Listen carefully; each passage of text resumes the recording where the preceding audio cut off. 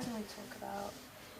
You said the statistics shows that since 1979, the empathy level has been decreasing in the United States among college students. Mm-hmm. I think it's an astounding research result. And could you make a comment on that? Mm-hmm. I think we're all stunned to realize that the work of Dr. Sarah Conrath out of the University of Michigan found that there was an increase in deficit in empathy in university students in the United States from 1979 on, both in empathic concern and in perspective taking. So this is an alarming finding, and Dr. Conrath wasn't aware that it would create such a stir when she published her paper. But this empathy deficit is of concern for all of us. What does she think it has caused it? It's causing it? She's very careful not to attribute any one causal factor, but her guess is that the way we live our lives, a lot in relationship to screens rather than one another, could be part of the problem. So the development of technology such as internet is not really serving for the happiness of the people?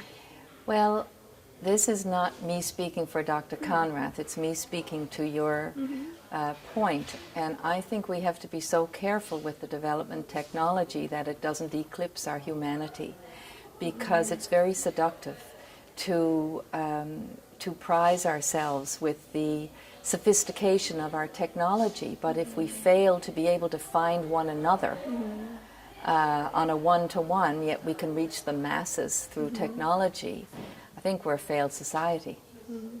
Yes, I understand. So if we can get infants, get them started in participating in Seeds of Empathy from starting age 3, it is ideal. But if you are 35, 45 already, what can we do? If we're already an adult and we want to increase our empathic awareness and interactions with one another, I think it requires a sort of a focusing on the other, to intentionally try to understand another person's perspective, their point of view, as well as to try to understand what they might be feeling. But the first step is to understand ourselves, to be able to know what our own feelings are, to attribute names to them, and then to be able to converse with the other. That's really the baby steps of this. And it is said that Roots of Empathy is disruptive innovation. That is, in traditional school training, the goal is to establish academic success, and therefore that we are trained to believe academic success is linked to someone's happiness and success. But in Roots of Empathy, they define the success as personal success. If you can articulate on that. Yes. I think how we establish education in any country is very indicative of the values that we hold and the outcome we expect, and the valuing of children and childhood. And I agree with you that Roots of Empathy is a disruptive innovation. It's an innovation because it's suggesting that children's social and emotional lives and their emotional literacy is equally as important as their traditional literacy and all of the learnings that we measure in school. So I guess what's disruptive about it is that it's a little unsettling to say, here's something that is suggesting that we need to measure what we treasure, because we measure mathematics and literacy, but we never measure emotional literacy. How well do the children know themselves and one another? What is their ability to have social and emotional competence? Because if we don't know how to be in relationship with one another, if we can't find peace in ourselves, we cannot be personally happy. We may be publicly useful, but a full person needs to be personally happy. So I guess we are a disruptive innovation. Mm-hmm. And the Roots of Empathy is now in 11 different countries, including Canada, all over.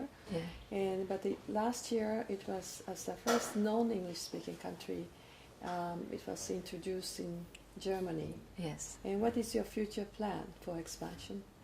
Well, we've always been in English and French in Canada. It's a bilingual country, and yes, Germany was the first language besides that. We are expanding into the German-speaking world, so we're in Switzerland in the fall in the German-speaking piece. But we are trying to change the world child by child, and children live in many different countries in many different languages. So we don't market or advertise the program. We wait for countries to come to us and ask us. And the readiness factor and when we go to a country is an important thing. The doors have to be open in education. We need an invitation. It's not so much about the money, it's about the readiness of the culture and the education system to want their children to have a full education of the child. The heart and soul of the child, the brain. You know, often we speak about cognitive learning and emotional learning. And we want the hand, the heart, and the mind to be educated. So we just wait until people invite us, but we do have ambitious plans for growing and sowing seeds where we're invited. Mm-hmm. So that means that they have to be ready at different levels. Yes. Policy level, yes, psychology, yes, system, everything. And very often in one country you will have sectors of society who are ready. For example, in Japan, the pediatric psychiatrists were very interested in this idea. Initially they thought, oh my goodness, you're taking a baby into a classroom, that could be bad. But on coming to Toronto and studying the circumstances of this, they found it a very positive thing. But the school system may be solely focused on academic performance, not realizing that you can improve overall academic performance when children's social and emotional competence is increased. It is directly connected to their academic achievement over time. So that is a disruptive influence because it unsettles the status quo. It makes us think differently. So we need all of the systems that are involved, the philanthropy, the government, the overall culture, to think that this is valuable, that children should have empathy in order for us to be ready. So I don't think I'm not the only one who thinks that Roots of Empathy is throwing that light to dysfunctioning of education in many countries. Well, in many countries, I mean, everybody cares about education, but the system has not changed very much in a long time. Change is slow in education, but I think people realize the landscape of childhood has changed. So how do we change education to meet the needs of children? And what is the measure of success in society? Is it to get a good job or to get a good life?